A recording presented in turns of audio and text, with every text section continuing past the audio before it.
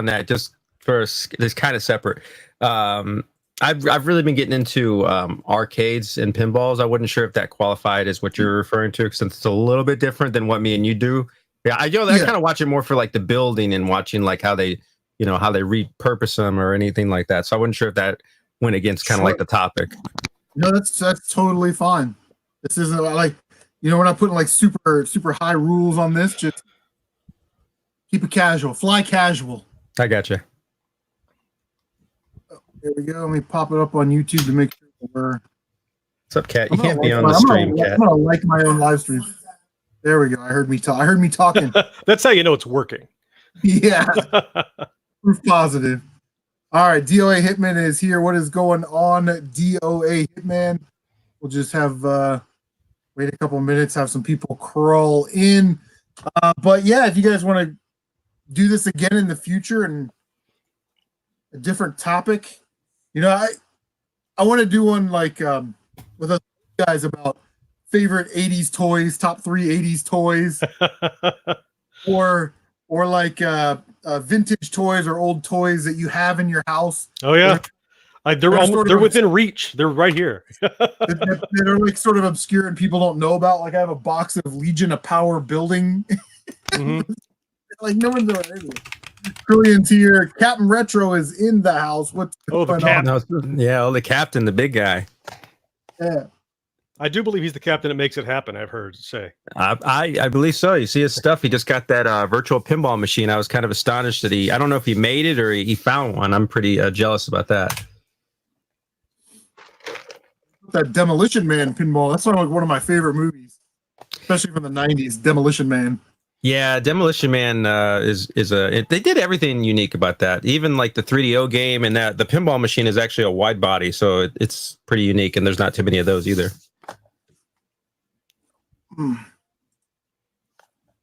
All right, we got 3 people watching and 4 thumbs up. I like it. I like it already.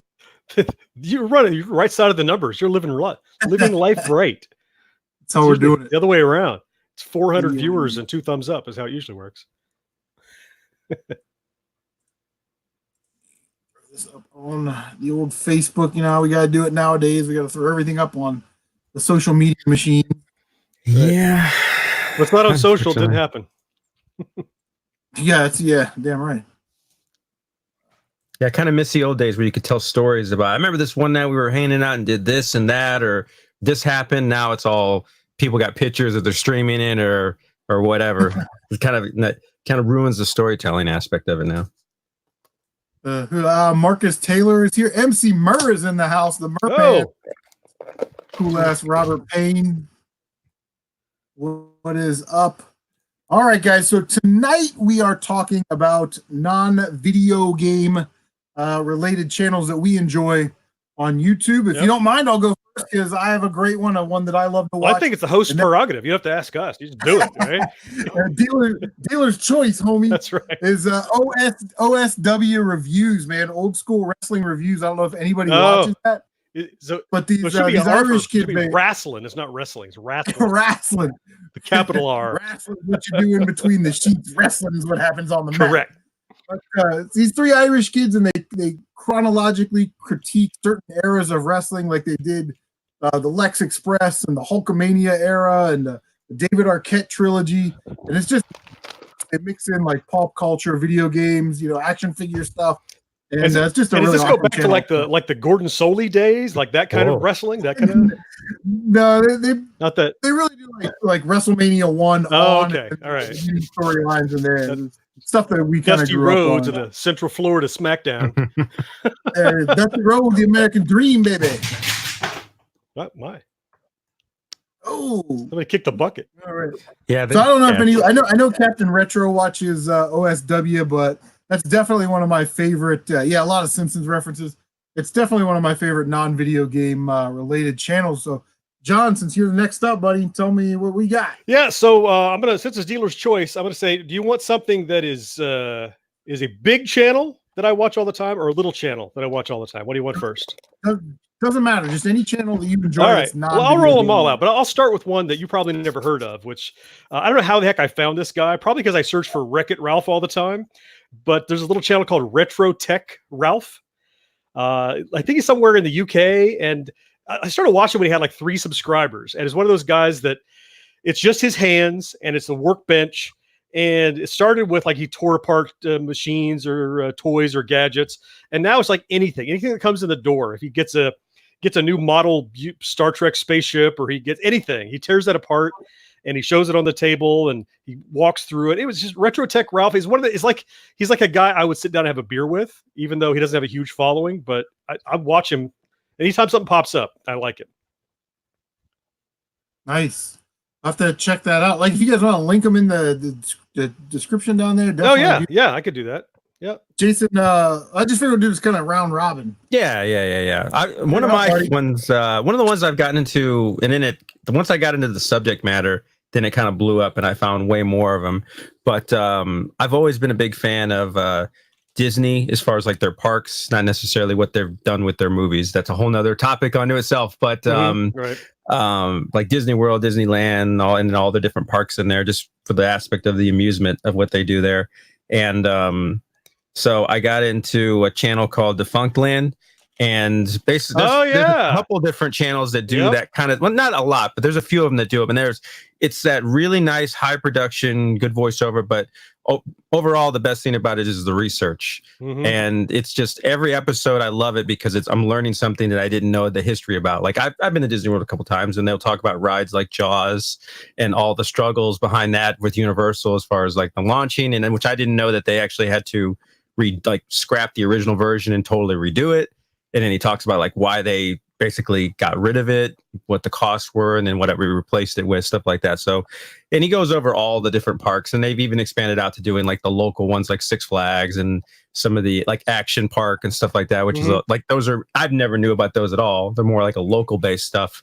And I just think like the subject matter to me is so interesting to see how, the small venues and then the big venues, and then Disney has a really colorful history through all their parks and stuff like that, more so than like what their movie division was. So I've really found it educational, and like me and my wife, it's one of the few shows on YouTube that me and my wife will watch because she's a big Disney fan as well. So yeah, there's like a cottage industry, like you said, Jason, of channels that just like cover something Disney, and Defunct Land they're on my subscription list right now. And like they print money anytime they do something like a haunted mansion, but they don't just stick on that. They run that whole spectrum of Disney and other theme parks, which is pretty cool.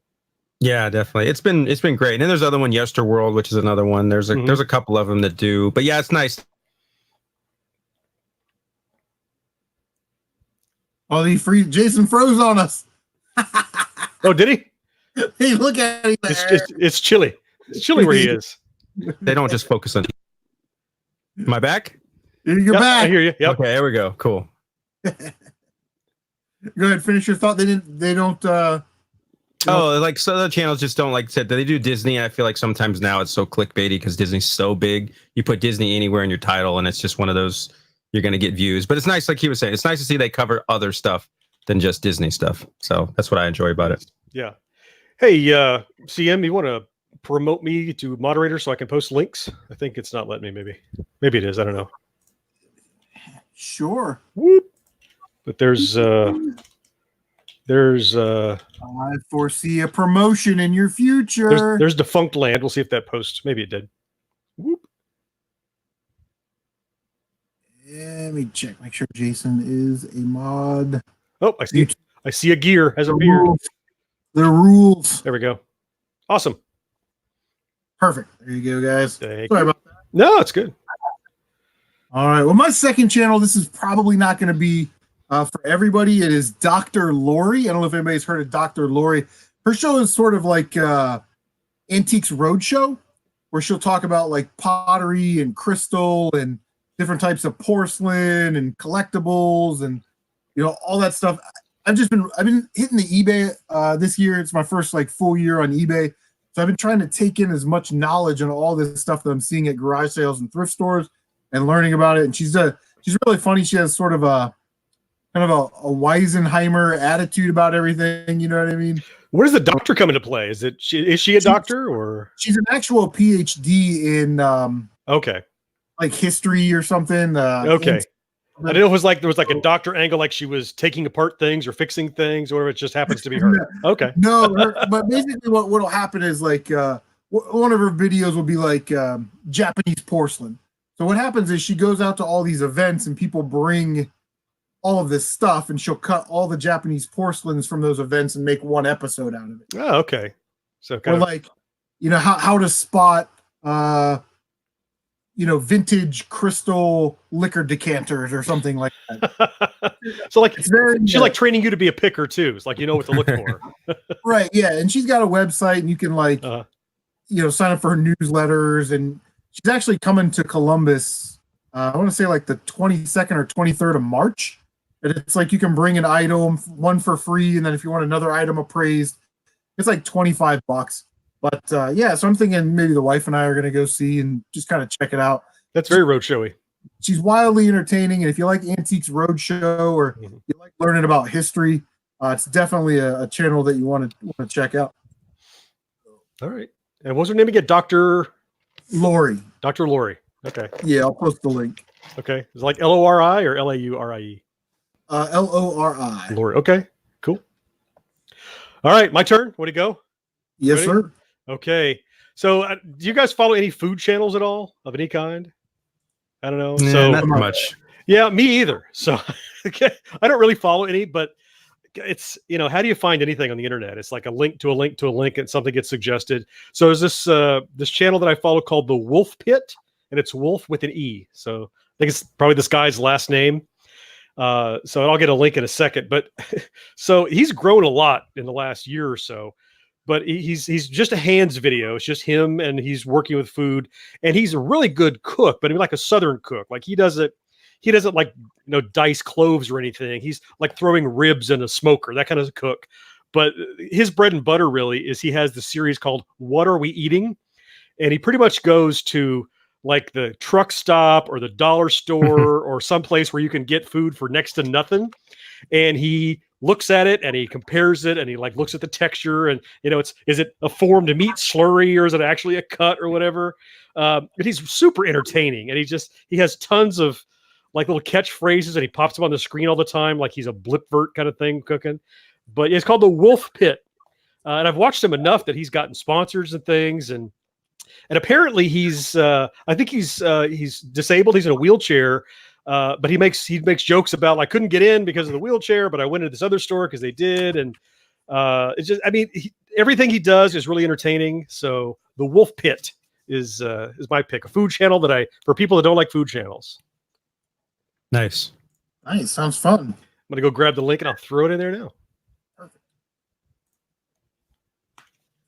All right, Jason, what you got, buddy? You got Sure thing. don't say have Jesus.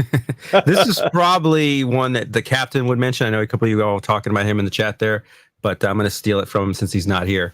TNT Amusements, even though it is video game related, but not. What I love about the channel is for what they're doing is he's obviously he owns his own store, been open for I think like 30 years. Captain probably knows. He actually bought a game he bought that Demo Man from him.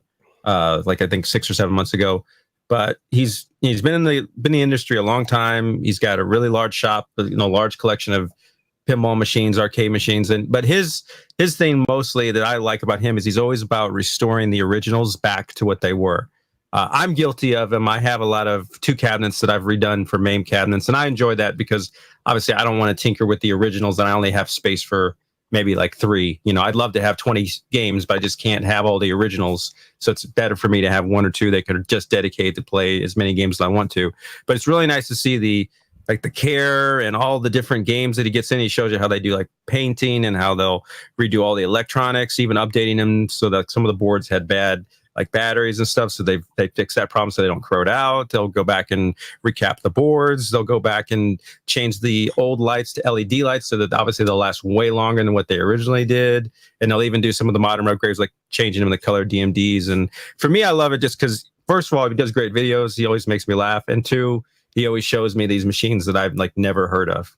Not that I know a lot about arcades or pinballs, but I've seen a lot, but it seems like there's just always way more that I never heard of that were smaller runs or from different companies. And you're like, wow, I didn't know they had this table or that table or how they did like they had an underneath play fields, and then they had these different systems to do ramps and different ways to score. So it's just really great. And obviously he does the new ones too. And it's always nice to see previews of the stuff that Stern does with like, well, I don't even know if Stern did Munsters or Metallica and stuff like that too, but he's a really great guy, really great channel. And I think if you want to dive into that side of the pool, because that's a whole nother thing. If you're in the video games, the arcade scene was, that's a whole big area. That would be the way that I would go to try to dip your foot and get some little information and then see like where the prices are. And who knows, maybe you'll end up getting yourself an arcade or a pinball machine at some point. Jason, you were talking about how your room is your house is full and you can't fit any more stuff in it.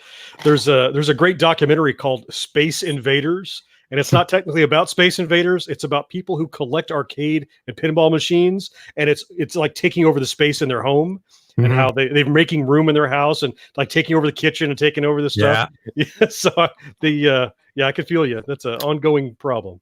Yeah. Does anybody else have one in here? Any machines? I just have a main machine myself. Is that a main machine? Yeah. What was it originally, or did you buy it? Was it purpose for a main? No. It was a thing. It was a hamster ball. So I don't know if you heard of hamster ball, but there was a line of, I forget the company, but they were toward the end of the 90s. They were trying to fight the dying arcades and the cost of buying cabinets. So they were putting out machines that were convertible. And so the same control panel, it could be like a dozen different machines. You just bought a new artwork for the side, and it became a new game. And so when I bought it, it was a hamster ball, and I stripped all that crap out of it and made it up. So it wasn't like a Donkey Kong that I killed or a Tron that I killed. It was a late model garbage machine. So that's my one salvaging kind of like claim that I can make on it, that I didn't like cannibalize a really good old classic. Yeah, that's the only thing I could say about mine. The two that I got, I don't know, that somebody had already tried to repurpose them or totally paint them or whatever. So I have no idea what they were before, but they were already ruined. So it's not like some people, I've seen some guys going like, oh, I got this old Pac-Man. It looks terrible and the art's faded, but I just sanded it and redid it. I was like, man, you probably should have restored that. Right.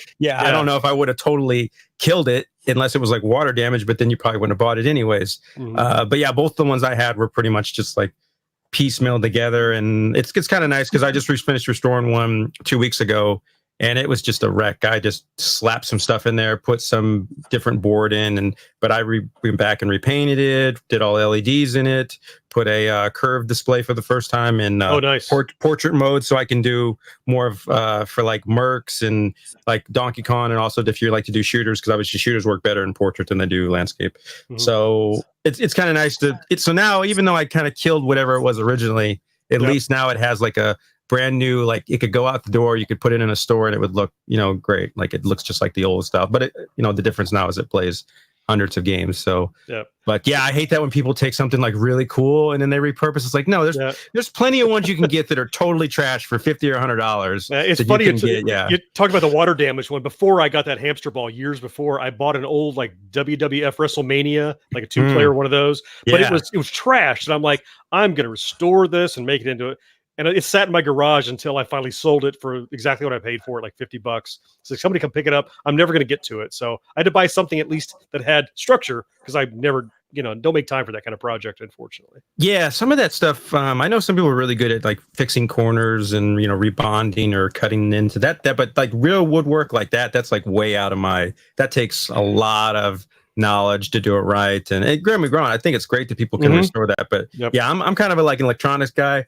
It's a little damage in the thing. I can do some sanding, some drilling, but I ain't messing with rebonding that stuff back together. Like and rebuild a physical chunk of it, right? Yeah, it's like there's this big hole this big in the center. Let me get the stuff and patch it and then paint. It's like, well, that's a little much for me. I'll get the ones that aren't quite that way. But there are definitely people who are skilled in that, so that's always nice.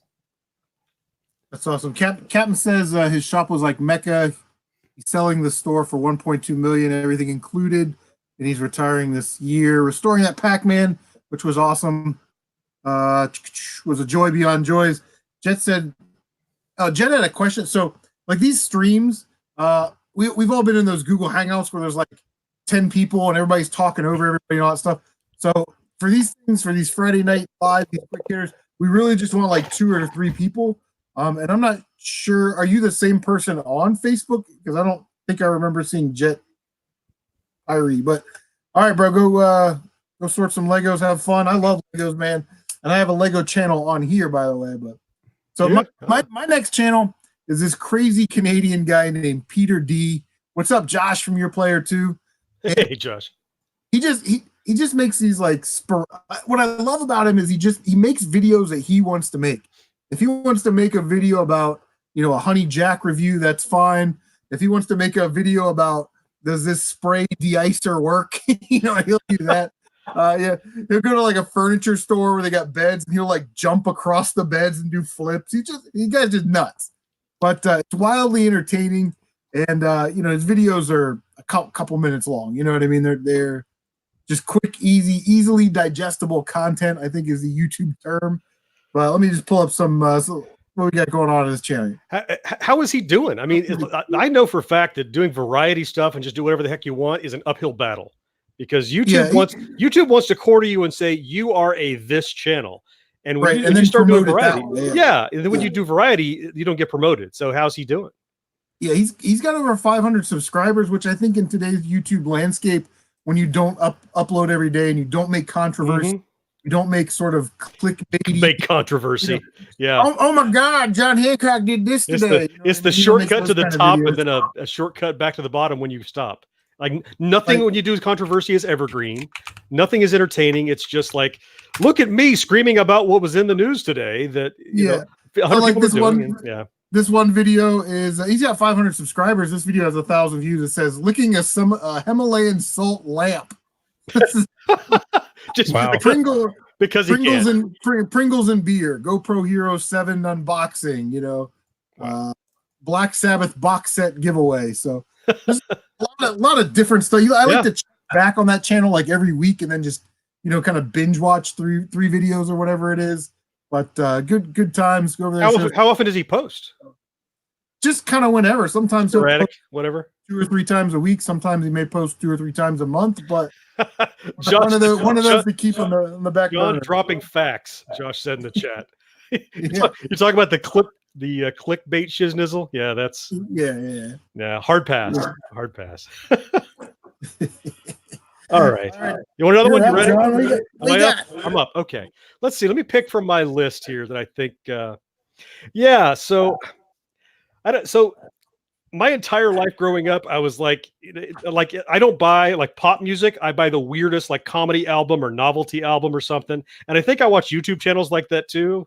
I never seen a PewDiePie. I've never seen a like Linus Tech Tips or something. Huge channels I don't watch so much. I find weird crap, whether it's popular or not. And so one that I think is just captivating, and it's a slow burn channel called Retail Archaeology. I don't know if you've ever heard of it. So it's this really like clever, like well-spoken guy, and he walks around and he's got like a GoPro strapped on his chest or something. He goes to dead or dying malls and walks around. He does a little research about them. And he seems to travel around quite a bit. He seems to be in like the Arizona area, but he'll go to a mall and he'll show what it used to be. Or he would go to like, when it's Halloween and the Halloween store takes over an old Kmart, he'll like take his camera and poke it behind the rack and show the old Kmart guts. It's just talking about the dying landscape of like brick and mortar established stores and malls. And he just walks through them and shows how they used to be and talks about remembrances of them. And it's just, his voice is kind of soothing, and he's just like, he walks through these dead malls and talks about how retail is dying. So so I'm going to grab a link to it. Retail Archaeology. It's one of those things you can, and he has somebody doing music for him that is it like amazing kind of chiptune stuff. It's really mellow, and you can watch it, or you can watch it in the background, either one if you're working. It's one of those that's it's a mellow kind of thing. So here comes a link. Nice. I definitely recommend it. Retail Archaeology. About how long are the videos? I want to say they usually run 15 or 20 minutes. He goes longer when he does like a tour of something. It's not superfluous. He does edit it down, but he's also not afraid to like linger, because what he's showing you, what you want to take time to look at. So he's not like rush cutting you. It's not like a music video. It's very kind of slow burn. It's clean and edited, well produced, but it's not overproduced. It's kind of relaxed. Sure. Yeah, I love watching stuff like that when I'm kind of tinkering in the game room, and I can kind of listen. And then when this is what the backside of a KB toy, and then you can bring some attention to it, when it's something that you want to listen to. But Yeah, I do that all the time. I try and find channels like that where I Yeah, can. if you do, you would dig this one though. They're up to they're like 84,000 subscribers now. He's doing great just Wow. walking around dead malls. I'm like, good for you. Good on you. Everybody's got a niche, man. Yeah, right. Find your thing. That's funny.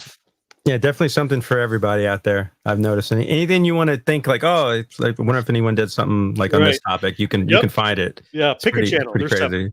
Yeah.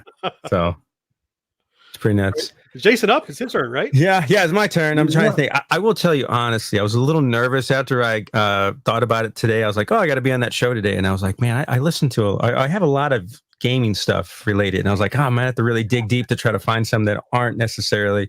But I'm not gonna call out any. Well, I have a few. I guess I can drop in there. But for me, something I don't know if Chris knows or probably a couple people, if somebody, maybe Captain knows. Before I did my YouTube channel where I actually did video like parody kind of reviews. I did video game remixes for music. I'm a musician. And so I did a lot of those where I just basically home studioed them and just me. I didn't really play with anybody. And I've been doing that for like 10 years. Probably got like, I don't know, 50 or 60 videos on YouTube with those. So I'm really big into that. And I love finding people who remix video game stuff more so than just like doing covers of modern songs or like Metallica songs, even though I love all that stuff. I really like what people do with video games because like he was just saying with chiptunes, right?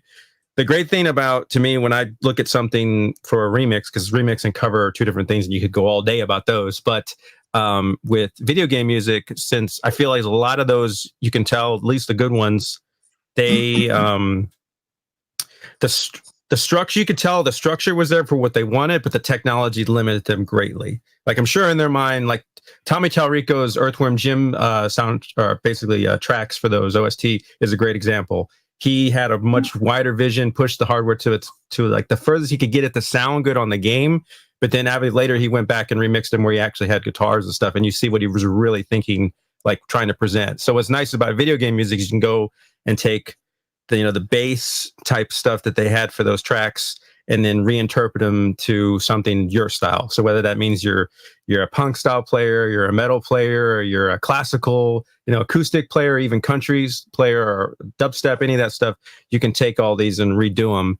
And so I follow a couple guys that either have been doing it forever and have big followings and also little ones, but I always love going and searching those out. And like he was saying earlier with this stuff, you put in like the game you want and the song, and you'll find someone who's done some sort of remix. And it doesn't matter if it's super popular like Final Fantasy, which everyone does that, or Zelda's, or you can get like really obscure games like on the Amiga or the Commodore, or just obscure games like on Nintendo or Super Nintendo, like Jim Powers, stuff like that. So it's always great to see them reinterpret it for whatever style they like and then how they put it out. And I'm really a big fan of that type of music. Obviously, I've made a lot of it as well. So I'll drop a couple links to some people that I like to see, whether or not they're guitar players, drummers, vocalists, stuff like that. But that's always like my second go-to. Kind of like what Chris is saying, when I'm working on something, I'll put on somebody and just let it play through so I can kind of go, oh, I've never heard of this game. Maybe I should play this game, or I know that song, and trying to pick it out. So it's really a good scene. It's really awesome. Like I know we're talking about YouTube, but on Twitch, Benny, never on Twitch, man. He'll start just playing drums on his Twitch channel at like 11 at night, at 6 o'clock in the morning, and he's like taking requests, like send him a link to a Castlevania song or something. He's amazing. I love Benny's awesome. Yeah, I do get a little jealous with that, just from a musician standpoint, because drummers, good or bad, it's a lot more physical of an instrument than most of the rest of them. But you can give a good drummer, any song, and they can pretty quickly figure out the structure and play along with it, even if they've never heard it, or put some sort of unique take or timing and stuff off of it. Guitar players, I've seen other people try to do that, but it's really hard unless you're like really good at just picking out the notes. Then you can maybe try to figure it out going for it. And me and Benny have done a couple tracks together as well, remixes. So he's an excellent drummer, professional as well. Ooh, hey, Marcus Club just dropped in. Yeah, Dan from Rebel Gaming Club. Marcus says Gen X Grown Up did a good podcast on retro video game music. So that's awesome, man. Was that it? Or yeah, so we do a weekly podcast in addition to all of our YouTube stuff. We're the hardest working guys you never heard of in show business. So I thought that was Ron Jeremy. No, you heard of him. Yeah, sure. My next channel, probably everybody's heard of it. I like Vice News. I don't really watch a lot of news on TV, Channel 5, 6 on your side, that kind of nonsense. But I like Vice News. It's well produced. It spin off of the HBO stuff. And I just love their special interest type content that they do. And I don't know. They've been doing a series called Dark Side of the Ring about all the debauchery that went on in wrestling, like in the 70s and 80s. Mm-hmm. with the Macho Man Randy Savage. Yeah. So, and then, these daredevil bikers, and like they have a show called Weed Kit where they talk about marijuana and stuff. They have a little section where a guy will go to the worst reviewed Yelper, like the worst reviewed tattoo artist on Yelp, and he'll go get a tattoo from him. Or he goes to that place. yeah, the worst reviewed, barber on Yelp, and he'll go there. Get a haircut. So, yeah, just a different variety of content, and I watch a lot of video game stuff, but it's nice to take a break and just kind of put on one of those playlists and just let it play through while you're playing a game or tinkering around in the game room or cleaning games or doing whatever it is. But Vice News. I'm not going to link it because I think everybody knows what Vice News is. But It's new to me, but I'm sure I can find it. Vice News. All right. All right, I'll link it. Just in case. Captain Retro said, "How could the how good could the Gen X podcast be if he hasn't been on it yet?" Well, you got a point, Cap. You have a point. All right, am I up? Yes, sir. All right, I'm ready. So this is a huge growing channel that I found maybe 3 years ago when he was squeaking out stuff. But you probably heard of him if not. So you ever heard of Technology Connections? Mm-mm. Okay. This is so if you enjoy, I know Jason, you said you're into old tech and electronics and stuff like this, and this guy is preaching right to me. He's probably a little younger than a Gen Xer, or he's a very, very young Gen Xer, but he's just like an average Joe, very well spoken, intelligent guy in a t-shirt and a sports coat, and he is dissecting technology from the 40s, 50s, 60s, 70s, all the way up until today. He did a series all about how VHS and Laserdisc worked. He did a series all about how persistence of vision even works to create video, and how RGB works, and how legacy TVs actually have pixels. They just have where scan lines intersect. Anyway, it's bananas. And he'll do modern stuff about how Christmas lights work, or how what do you do? A rice cooker. He did one about how a rice cooker works, and he's super entertaining. He's gone full time now, and he's enormous. But wow. He's another one of those kind of dudes that was like if you met him, you would be his friend. He's entertaining. He's casual. He's self-deprecating. He isn't like my shit doesn't stink. He's just really entertaining. And he's like, you watch one thing he does, and like if it clicks with you, you're going to watch everything he does. He's that kind of entertaining. So I'm going to throw the link into him. Technology Connections. Technology. Yeah. It's kind of a highfalutin name, but it's a really down to earth thing, and he's really amusing, entertaining guy. Yeah, those are great channels, but I tell people, and even my wife knows this now, like watching those kind of channels is really dangerous for me, because then I'll start remembering shit like you're saying, like Laserdisc and then mini discs, which I kind of remember when I was a kid. Some of that, yeah. And then I didn't know when I was getting in the Laserdiscs that there were multiple companies who did kind of something like Laserdisc, like RCA, and and then you're like, I'd never heard of that. Now you're kind of like, now I'm looking to try to find them just to have them, and like now I have a Laserdisc player, and I probably got like 100 movies, and that just takes up way more room than anything. But for me, it's kind of just like video games. Like, all right, I got to get the ones that I like, not just everything in the world. So I'm looking for the ones that I really enjoy. Like I'm kind of sick. Like I enjoy Sidekicks. It's one of those guilty pleasures from the '80s, '9 Chuck Norris. I think it's not '80s, '90s, somewhere in there. Jonathan Brandis. Yeah, and I really wanted it on laser. Well, it took me a while to find one on VHS, but then I was like, I got Laserdisc. I got to have it on Laserdisc. Why not? And and like I'm still like Captain sold me the DVD version of Rad, which I'm still would like to get that for VHS or Laserdisc, which I don't know if anybody knows much about Rad, but that's like a very interesting movie from that time frame, because what BMX and stuff only lasted for like that long in the pop culture. But but you could get on that stuff all day, and that's why I just keep collecting more and more and more and more crazy retro stuff, more shows I watch, and they talk about that. Like, I would like to get a Betamax, honestly, but I haven't. I don't think I've ever seen one of those out in the wild. Like, I don't even think I've seen the tapes. VHS you see all day long, but Betamax is crazy. And I'm stupid enough. I had a in over there on the side in the corner, I have an HD DVD player, like one of the first Toshiba releases. I remember when I bought it for like $700. It's like, I gotta have this thing. And I remember thinking about Sony with Blu-ray. I was like, Sony's not good at taking control of any technology, which is why I hate the PlayStation. But yeah, it really sucked when they didn't win the war. I still think DVDs are much better for like movies as far as like the coloring and stuff like that. But yeah, that's great. I'm feeding your addiction. If you like feeding your addiction, yeah, I'll start just getting more and more and more and more. Yeah. So yeah, no, you'll dig this one. You should check it out. I'm sure. Cool. I also picked up a Laserdisc player this year and a bunch of Laserdiscs. Actually, all mine came from like Video Game Collector. I never find them in the wild, and he finds them all the time at Goodwill. So I'm like, hey man, any 80s action, any James Bond? A friend of mine just gave me a video disc. I don't have a video disc player, but the one that was effectively like an LP, a video on LP inside of a case that looked like a laser disc. Yep. Yeah, I remember those. Yeah. Yeah. He saw there was like an episode of Star Trek or something he saw at a thrift shop, and he's like, I just had to buy you this because I don't think you have it yet. You're damn straight. I don't have any of them, so now I do.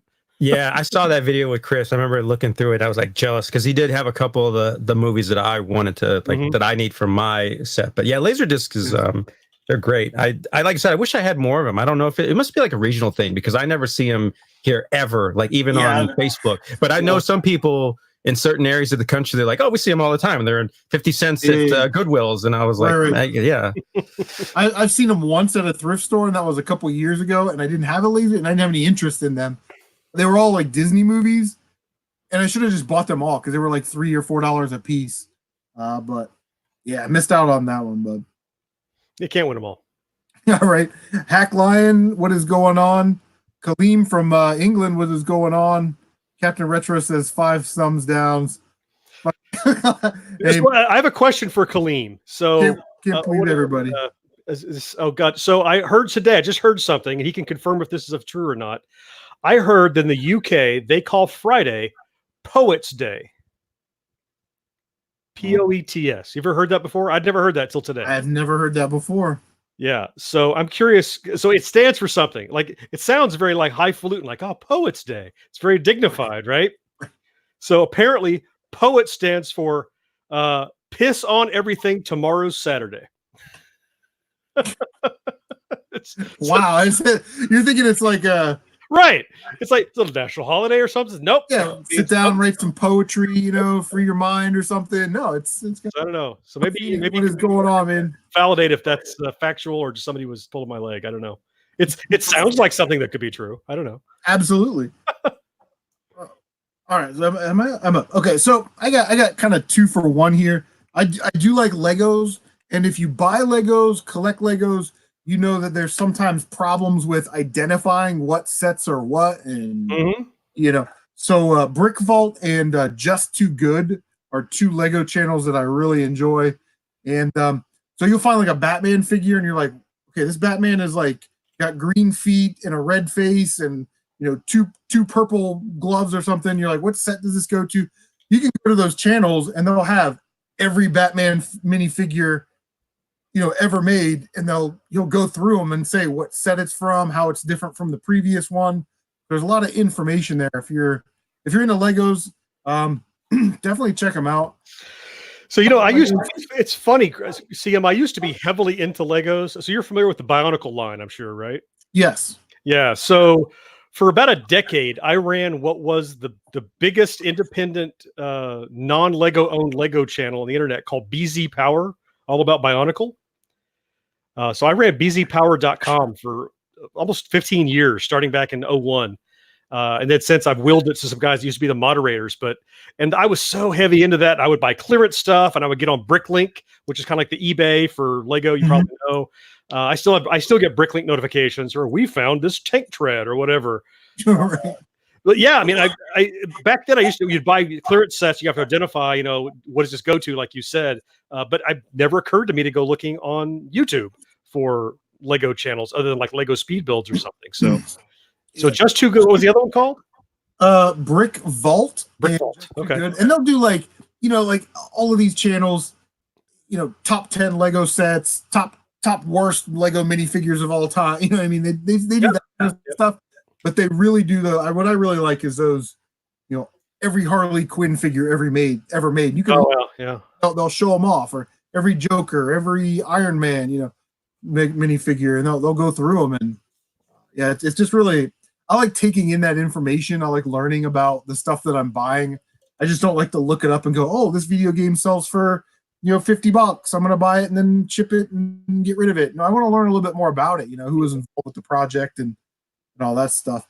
Brent asked, Chris, do you watch, I don't know what that, Hickok 45? Hickok 45, the guy who reviews all the guns? I do not. But yeah, I'm sure there's plenty of other those like Lego channels out there, but those are the two that I found, Brick Vault and Just Too Good, that I enjoy watching that are non-video game related. So cool. All right. That's cool. Yeah, those are always interesting. I have a question real quick, Chris. You seem you guys seems to be Lego people, and I've always wondered this for as long as I can remember. I remember people trying to get me to play Legos when I was a kid, and I remember thinking like, okay, they're cool. You build them, or they usually they come as like, oh, put this together. It's like a puzzle, and then you put together whatever it's supposed to be, right? Yep. Or maybe you make some of your own. Like, is that the kind of the idea behind Legos? More so like they give you the Legos, and then this is like what you're supposed to build, kind of like a puzzle would be, or is it more supposed to be like freeform where you put it together? I know now it seems like they make them sets, so like this is the Batman set, this is the whatever. Yeah. Has it always been like that, or did it change at some point? Or I think when you start talking about, especially like 1999 when they started to do the Star Wars lines, the organic collectability from the 60s, 70s, and 80s was gone. Right now they're making now we got baseball card syndrome going on. They're making it to be collected, or the mid 90s Star Wars lines, your lines. They're making them to be collected. But back in the day, we would build the set and then lose the instructions, and then we were just on our own after that. And because I like the space ones with these little like moon landing base plates, that had little ridges and stuff. Yep. And you would build crater plates, they were called. Yeah, little modules and all that stuff in there. But you would lose the instruction and throw the boxes away. So you would just end up combining sets and making these massive. Making your own, yeah. All right, okay. I'm going to play the old guy card here. Okay, so I was born in 69. Okay, so my first Legos were like circa 75, 76, 77, right in there. Yeah, no-face minifigures. So yeah, there were some no-face minifigures. You had to build your figure, or minifigures. They were just figures. You had to build them. They had bendable arms. Anyway, that's what the point I was trying to get to. The point was, so the first Lego sets that I got were just a box of bricks. It was like buying Lincoln Logs. Like there was no thing to build like there is now, like you said, Jason. In fact, so I was so obsessive compulsive. Like it's past tense. I'm not anymore. I still am, but I was so obsessive compulsive that on the outside of the box, they had just a myriad of things that you could build. And it was like a collage of stuff. And so I tried to build every single thing on the box at one point. But there were a couple things that, like, the photography was such that you couldn't quite tell how they did it because there were no instructions. And to this day, there were things on that box that looked like a MC Escher, like, you can't put them together like that. That would be busted, that you couldn't build. But so my point I'm making is, before it were just sets, the joy in it, when I discovered Lego back then, was it was a way to build something you imagined, and the things on the box were a suggestion of going. And now it's kind of the other way around. It's here's what you build, and maybe if you want, you can build something your own. And there's a community that does that, of course, but largely I think now it's build what's on the box. Okay, that's what I thought. Because see, when I was younger, people tried to give me Legos, and I'd play with them. I was like, I don't like those. But what I did get into, which I don't hear as many people talk about, and I say that only because I've never really looked. I'm sure there's plenty of people who talk about it too. Was constructs. I don't know why, but I got like obsessed. And same thing, they did have stuff when they're like, build this, build that. But what I loved about those is they were really designed for, like, you take those and you can make things that had motors, because those things had like, it's where you could move or make a helicopter, or make like a budget erector set, right? It was all plastic. All plastic. Yeah, but it was I used to have just tons of them, and over the weekend when after school I would just make, like, okay, today I'm going to make a spaceship, or I'm going to make this, I'm going to make that. Yeah, constructs, build, constructs. Yeah, exactly. So I was obsessed with those. Those were great. Our GI Joes and the construct. But just real quick on the Legos sets back then, it would be like a car, right, or something, and it would give you the directions for the car. But Right. if you turn the instructions over, you could build, you know, like a building or something. You know what I mean? So they didn't really kind of pigeonhole you into making the one thing. That's right. Yep. Good. Okay. Yeah, it's just I love them. So All right. So since yours was on toys, I have one that's about toys also, and nostalgic toys. Again, I'll keep my old guy card on the table. yeah, So there's this channel that's just named after the guy that runs it, kind of like your Dr. Laurie. There's a channel called John Wild, John, not like Jon correct, but John Wild, like where the wild things are. John Wild, and this guy just looks at vintage toys from Muscle, like the MUSCLE Muscle, to $6 Million Man, to Evil Knievel, to anything action figure, WWF action figures. He looks at them, he kind of reviews them, he analyzes whether they're painted or molded or how are they articulated. He repairs stuff sometimes. He had a great video I watched recently about how you can fix the $6 Million Man Bigfoot if his arms fall off because he had a rubber band between them, and how to put that back together. yeah. He's another one is just, I think probably I end up watching channels less because I love the content, though that plays in, but more because the guy's relatable. And he's a very kind of low key, entertaining, and he's enthusiastic about what he's doing. And I'm a sucker for somebody that is, let that geek flag fly. Find the thing you love, Right. and talk about it and expound upon it, and I'm in. So yeah, John Wild is a great channel. He's pretty small. He's like 1,300 subscribers right now, but he deserves to be a 5 and 10K kind of guy. So yeah, the great opportunity, like you're doing here, Chris, to get the word out about not just big ones you haven't heard of, but little ones that they deserve more kind of recognition. Yeah, and 1,000 subscribers. That ain't nothing. That's fantastic. On today's YouTube landscape is actually really good because there's so many people on the platform now. So there's a link to John Wild. He deserves your views if you like toys at all, and I sure do. Yeah, dude, I love old vintage. Yep. 80s toys, man. Love them. Yep. Yeah, I like toys. Toys are pretty good. I'm like, again, like we were saying earlier, I'm just glad I haven't gotten into collecting them because I have no room left at all for any of them. So I just keep a few little things from like when I was a kid peppered around the room. But yeah, toys is the next level. That's a whole nother thing to have room for that stuff. Chris, I don't know if you saw a video. I was on vacation in Colorado. I went to this old 80s store that had tons of 80s stuff. And among the things I got was a still in the box Steve Austin $6 Million Man. He still has the engine block that he lifts and everything, never been opened. Wow. It came home with me. Oh, yeah. Yeah. I bought mine up there, but that was probably the coolest thing. I'd say this year has been really good at my local Goodwill, which I live in like small town out in the country. So I got some like 1985, 86 Rambo figures. I've got some like Transformers, some Beast Wars Transformers and stuff. So we haven't done too bad, but yeah, I don't think I'd ever find a $6 million man in my local Goodwill. That's pretty sweet. Yeah, it seems like a really, really, really like deep find right there. I don't hardly ever see toys that are that old in the box at all. They usually all, and if you do, like they're pretty worn. Yeah. Well, if there's one in a box, somebody knows what they have, because if it's old and it's still in the box, everybody at this point knows, eBay. They think that right away. I think there's less of the stumble across a rare toy like that. It's more of you find it at a shop if it's in good shape. I think that's my experience anyway.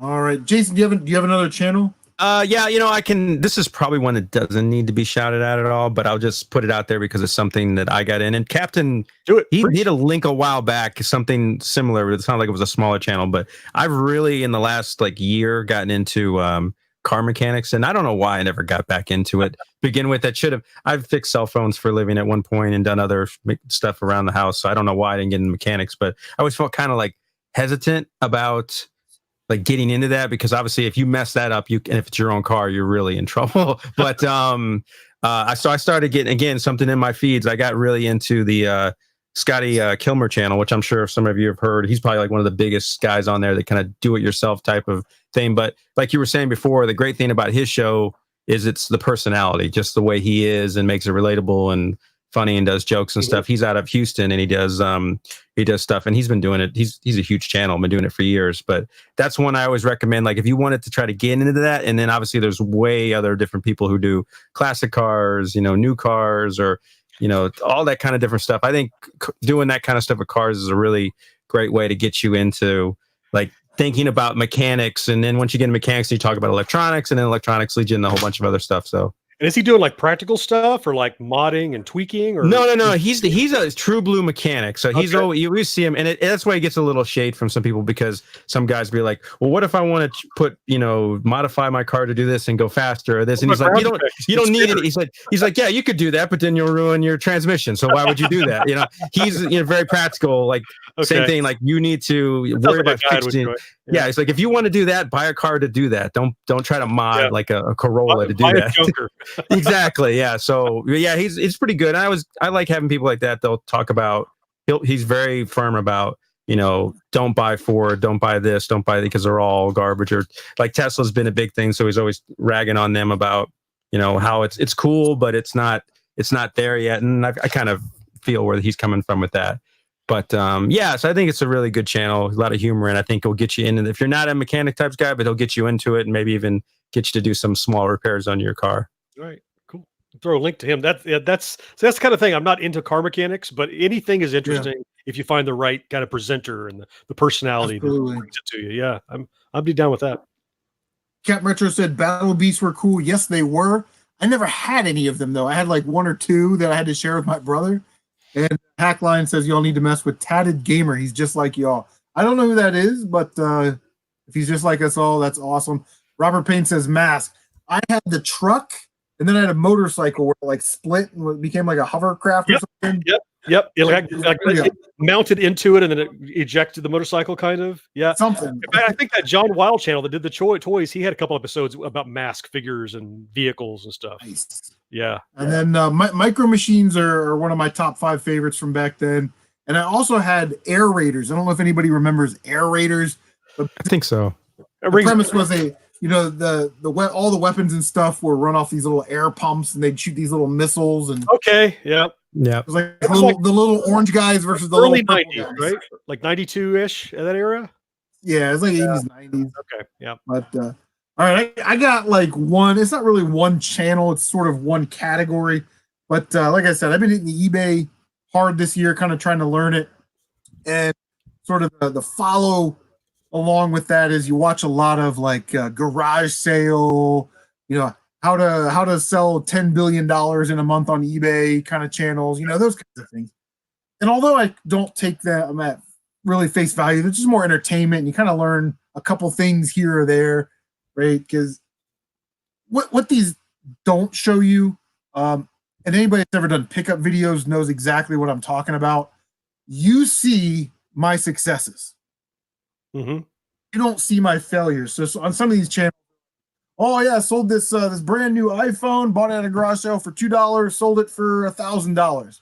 But what they don't tell you is that it got returned, or like something got screwed up. But like Cincinnati Picker, RVA Flips, and Garage Flips are 3 of my favorite channels sort of in that genre. And I kind of find it interesting to see how they're handling negotiations at garage sales and what they're buying. And the other thing that people don't tell you when they buy at garage sales is, I got 200 pop figures for $1 each. And then they do the thumbnail and they get all these views.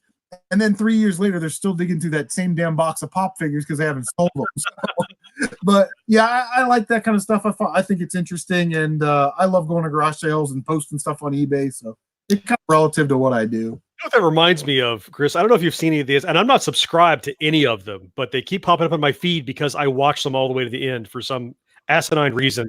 But there's a cottage industry of channels that I guess I shouldn't critique because I watch them, of following guys that run like vending machines around their town. Have you seen any of these? It's captivating because he's like, all right, we're going to go to the laundromat and open this machine. Yep.